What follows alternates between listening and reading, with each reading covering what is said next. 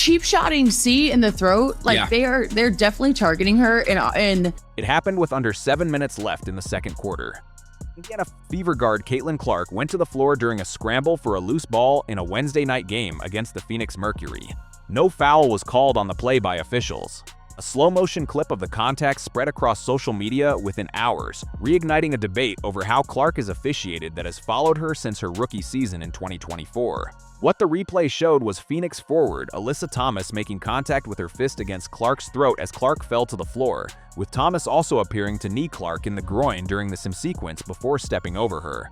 The Fever lost that game 1-1-11 to 1-9. The play was not whistled in real time. It took a league office review conducted the following day to act on it. On June 25th, WNBA announced that Thomas had received a flagrant foul 2 penalty and a 1-game suspension for recklessly making contact with her fist to the throat area of Clark. The league classified it as a non-basketball act. Thomas was also fined $1,000 and served the suspension 2 days later. When the Mercury played in Toronto, the Fever's reaction was immediate and pointed. Fever coach Stephanie White called the no call egregious, telling reporters after the game that this kind of thing kept happening even after a previous incident 2 nights earlier, and that officials needed to call it. Fever team president Kelly Krauskopf released a statement saying player safety should be paramount in the league, while shifting the team's focus to Clark and preparation for the next game. This was not an isolated controversy involving Clark and officiating. Earlier in the same season, a technical foul against Clark in a game against Connecticut's Marina Mabrey had also been upgraded by the league office to a flagrant 2. 2 nights before the Thomas incident, the same 2 teams had played a chippy game that produced 6 technical fouls and 1 ejection, during which Clark picked up her 5th technical foul of the season. The Fever petitioned the league to have that technical rescinded. The WNBA confirmed it would stand. The suspension did not end the story.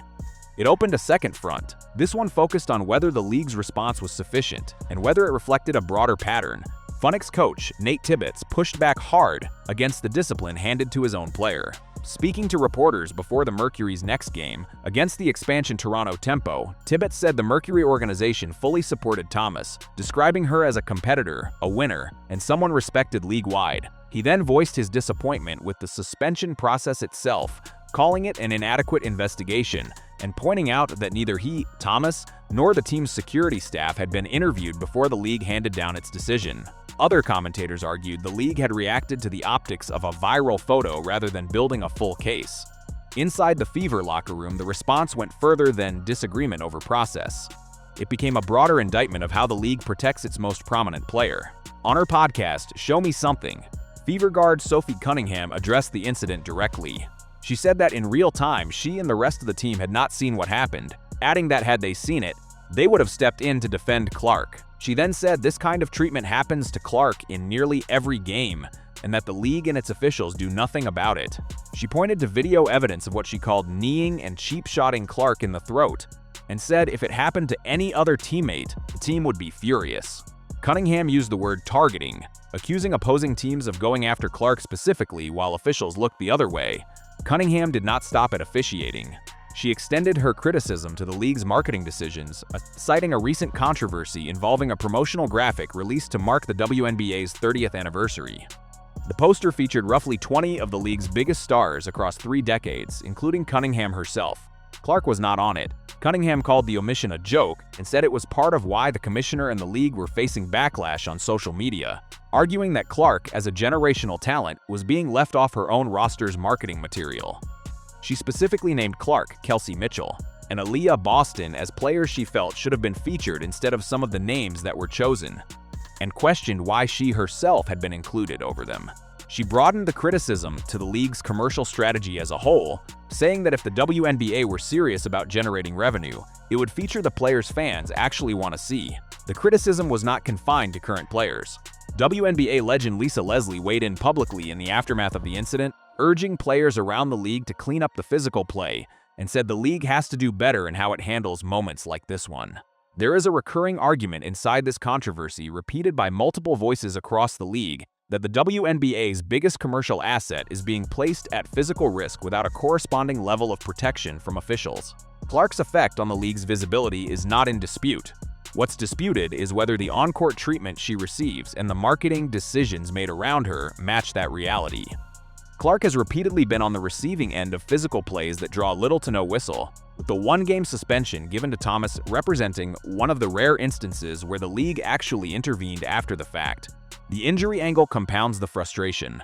Clark aggravated a back issue either during the Thomas incident or on a play shortly after it, and she did not play in the Fever's following game against the Los Angeles Sparks. Fever coach Stephanie White said afterward that the team was uncertain whether the back injury stemmed from the Thomas play or from a separate, subsequent collision involving another opposing player. What makes this moment different from prior flashpoints in Clark's young career is the breadth of who has spoken up. It is not just Fever beat reporters or fans on social media driving the conversation. It is a teammate willing to call out the league office and the commissioner by name on her own platform. A head coach calling a no-call egregious in a post-game press conference. A Hall of Fame veteran urging the league to clean up the physicality, and a rival coach simultaneously arguing the league overcorrected by suspending his own player. Those positions don't agree with each other, and that disagreement is itself part of the story. The league is being criticized from multiple directions at once. Too lenient by the Fever's camp, too harsh and procedurally unfair by the Mercury's camp. What is consistent across nearly every account, regardless of which side is speaking, is dissatisfaction with the officiating itself. No foul was called on the original play in real time. The contact that ultimately drew a one-game suspension after league review was in the moment allowed to pass without so much as a free throw. That is the detail that keeps surfacing across every article, every podcast clip, and every post-game comment. The gap between what happened in real time and what the league concluded only after public pressure and video review forced a second look. That gap is also where the credibility problem sits. A review process that only activates after a play goes viral is, by definition, reactive rather than preventative. It does not protect a player from the hit. It only adjudicates the hit after the fact, once the damage, physical and competitive, is already done. Clark missed a subsequent game with a back issue connected to that stretch of play. The suspension came one day too late to affect anything that mattered on the floor.